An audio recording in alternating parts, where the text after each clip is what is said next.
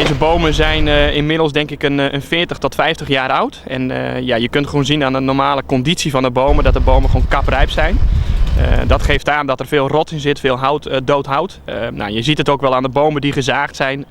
Ja, die zijn gewoon enorm slecht.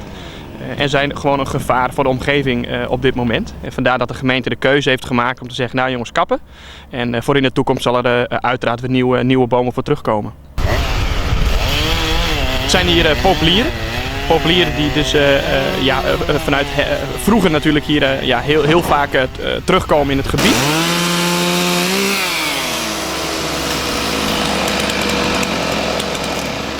Ja, je kunt gewoon zien dat de bomen gewoon op zijn. Hè? En tegenwoordig zullen er alternatieven voor worden gezocht om duurzamere bomen uit te zoeken die langer meegaan. Deze boom wordt gekapt. Wordt dit nou een weg zonder bomen straks?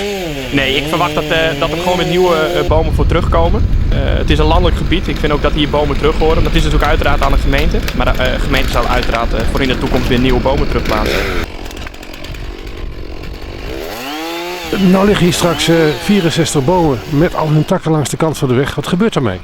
Tamhout wordt straks versnipperd en gaat uiteindelijk in de spaanplaatindustrie. De takken daarentegen worden versnipperd en gaan naar de biocentrales.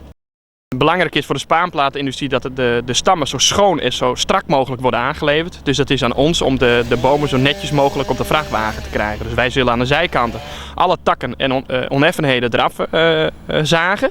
Zodat de vrachtwagen ze strak en zoveel mogelijk hout mee kan nemen op de vrachtwagen. En wat uiteindelijk naar de fabriek gaat. En hoe beter de kwaliteit van het hout is, hoe hoger de opbrengst van het hout.